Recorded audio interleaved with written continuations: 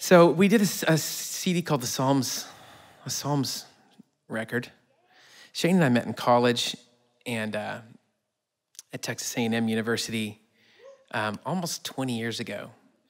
And somebody asked me, I was a business major, no business playing music at all. I mean, I came from the West Coast. My dad was a very kind of accurate version of John Wayne in the flesh. My mom was this tiny little Catholic lady. And I had an older brother. We grew up 30 miles from Washington State on a farm with, growing things and killing things to eat. I mean, we didn't have any money. I mean, it was just a crazy upbringing. My dad did road construction. After we moved from Washington, there was like 17 schools, and then I graduated, and all over the West Coast, and no idea who God was. A little bit of an idea what religion was. No idea who God was. No idea what my idea of music was Kenny Rogers, Third Row. And I was a huge fan.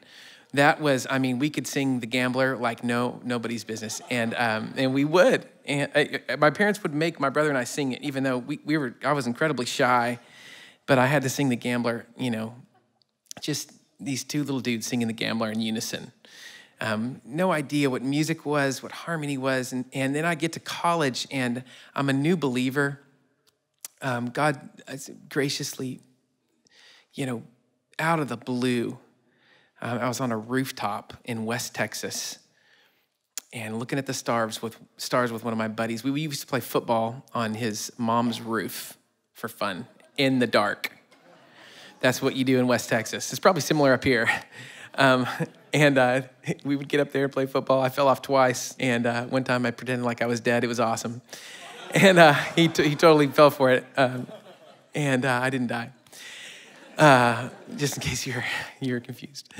And we were looking at the stars, these West Texas stars, and God started to do something, and we started to ask questions that we didn't even know what to ask. It was like, golly, there's got to be more to life than football and chicks. And so I would sneak off on Wednesdays. His mom went to a Bible church. My buddy Zach wasn't a believer, but he had gone there a few times. And I'd be like, I'm going to go play basketball, Mom, Dad. And I'd sneak off and go to the youth group. And I was an easy sell. I heard that for the first time that I could know God. I heard that I could know God. That I could know God. And after, 15, 16 years of kind of knowing a little about God and not liking what I knew about, it was just a crazy concept. And then soon after that came the knowledge of I can have my sins forgiven and I can have access to the King of Kings. I can live forever. But I remember being captured specifically by the idea of knowing God. I can know God. It's crazy. Can't believe I can know God. Anything I can do to know God, I'm in.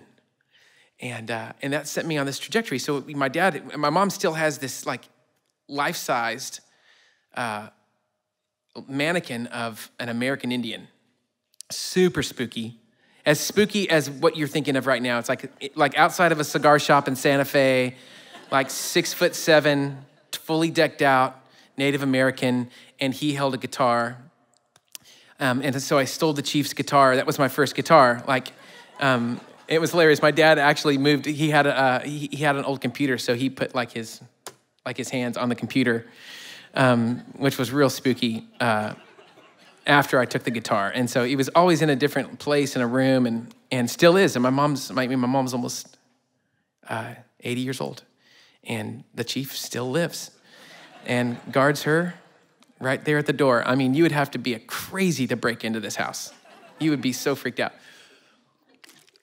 Stole the chief's guitar, started to learn the same 4 chords a lot of you guys learned back then, and then that kind of took me through high school. I led worship once a week with some guys in a basement, and didn't even know what it was, didn't even know what it was called.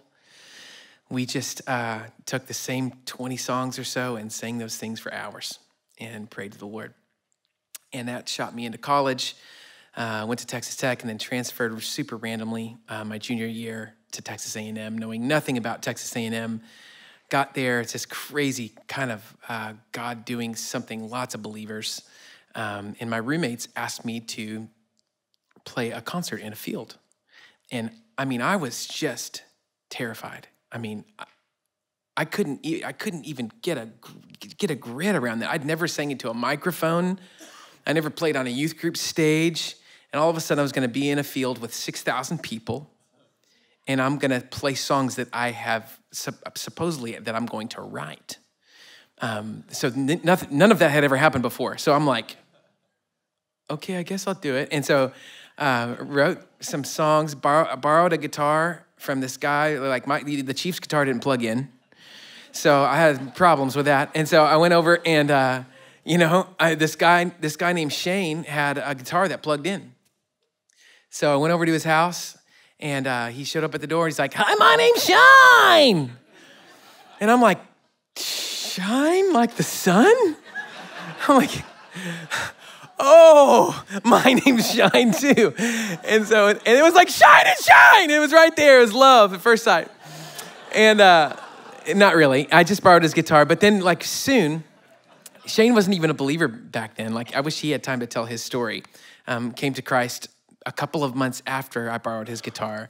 He came to Christ. He was in a bar band, and he came to Christ like 2, 3 in the morning, right before he was collecting a check in a bar.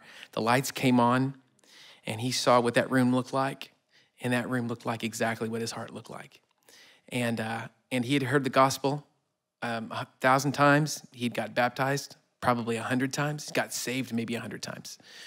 But there in that bar at 3 a.m., he got saved, and God brought him home. And so he jumped into our friend group, and within the year, I had no option. He was coming. I mean, I don't care if I didn't. I said, "You can't come." It was like I would leave. I'd have another guy that came to sing harmony, and Shane was in the back seat. It's just like, "Oh, where'd you come from?" And he started to come along, and it was awesome. Shane's always been that guy who does everything, runs sound for us. He tried to play the cajon one time. It went horrible. Never did it again. And never will. And so that, that was all that went down about 20 years ago. And we back then were like, what are we going to sing? So sooner or later, we're like, we have to make a full record. And this is not far off from how it went. We're like, I guess we're just going to sing the Bible. Like, I didn't know anything, y'all. I didn't know any kind of Christian music culture. I didn't know anything at all. No CDs. I didn't know there were Christian colleges. I didn't know I didn't even know what a Christian conference, I didn't know those things existed. And we're like, I guess we're just going to sing through the Bible. I heard the Psalms were sung. And we did a CD. It was called Psalms. And Shine and Shine, Psalms. Let's call it Psalms. And we haven't changed that much. We just did another CD. We've done a handful since then. But let's go ahead and call that thing Psalms 2. And then we did one just recently, and we did them live. So it's like, let's call them Psalms Live. Shine and Shine, Psalms Live. Not creative, but super thorough.